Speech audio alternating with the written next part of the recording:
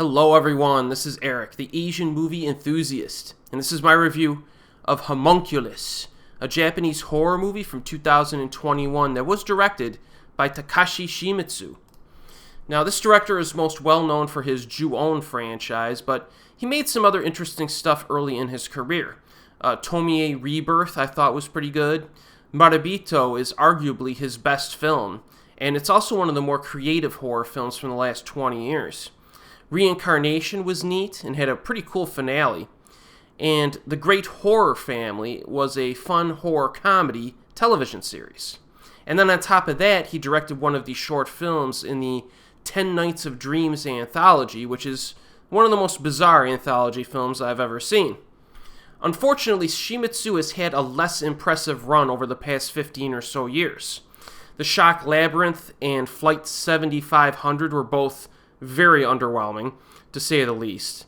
Kiki's Delivery Service was okay, but kind of an unnecessary live-action adaptation of a really good anime film.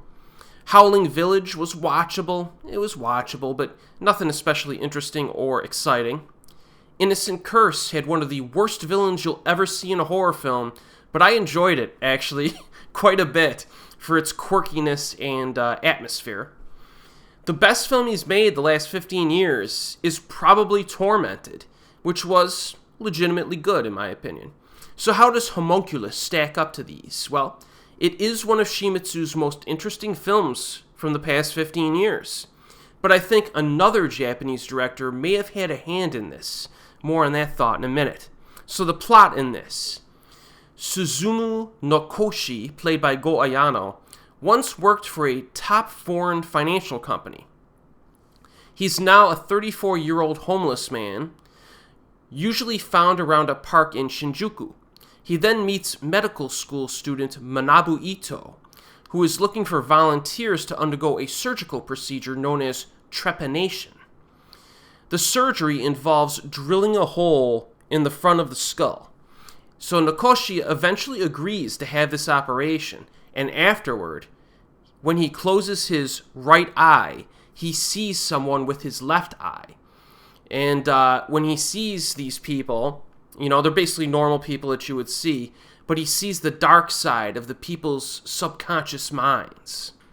So basically, the premise of Homunculus is similar in some ways to the Johnny To film Mad Detective, because the protagonist can see the inner personality, so to speak, and fears of other people.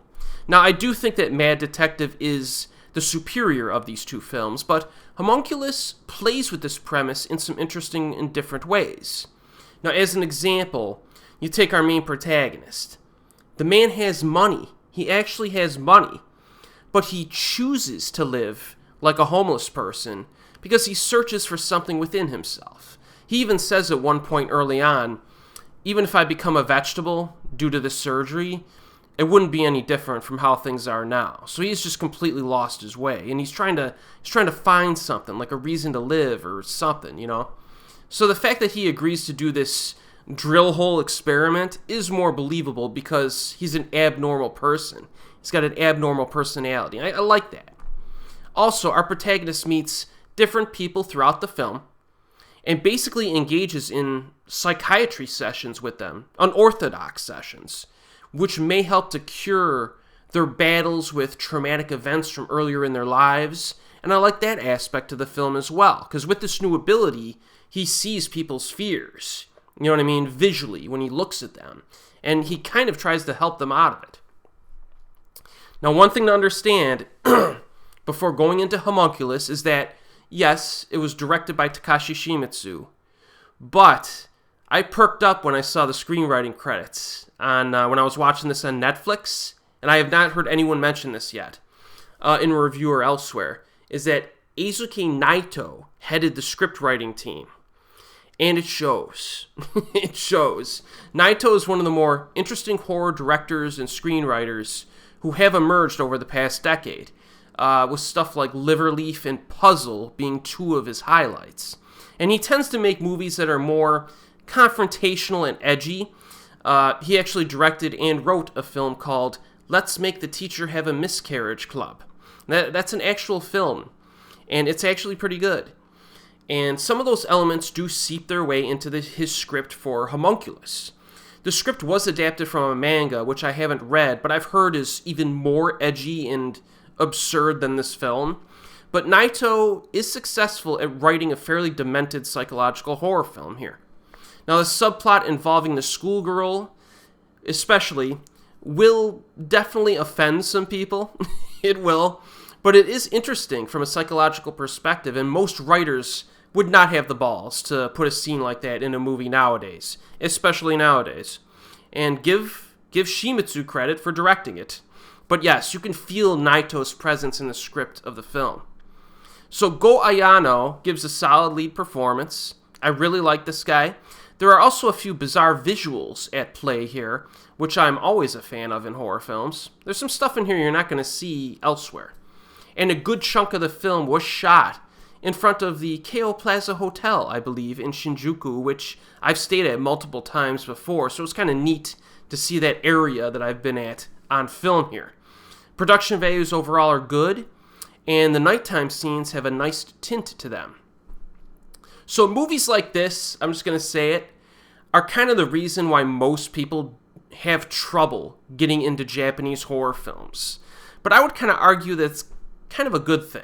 It is. You know, the movie, it's not perfect by any means. You know, it's actually a little bit cheesy at times. It's not really that scary.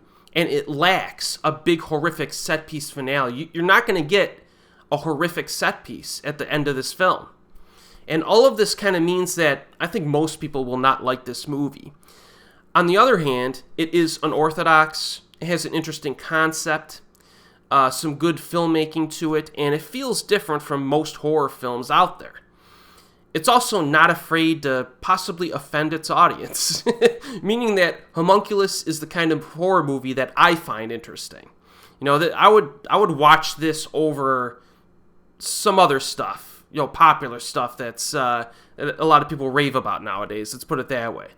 But with that said, I do think that the first half of this film is more purely entertaining and interesting when compared to the second half. The second half kind of focuses on one plot line, and I feel like another subplot in the second half would have added, would have benefited the film. You know what I mean? Because one of the strengths of the first half is the pacing. You know, the story moves from subplot to subplot as our main character meets people and kind of, I don't know, helps them solve their problems with traumas and stuff like that. But the second half just focuses on one subplot. And I think that since none of the side characters are particularly complex or deep, spending too much time on one of them is kind of a disservice to the film or a detriment. So I do feel like the second half of the film feels a little bit static and it runs a bit long in terms of pacing. But overall, I did enjoy the film. I thought it was interesting. You know, Homunculus, I liked it. Even though I get the feeling that most people probably will not like it. So I do think personally it's a step in the right direction for Shimizu. It's, you know, outside of Tormented, it's this and Tormented are his two best films of the last 15 years.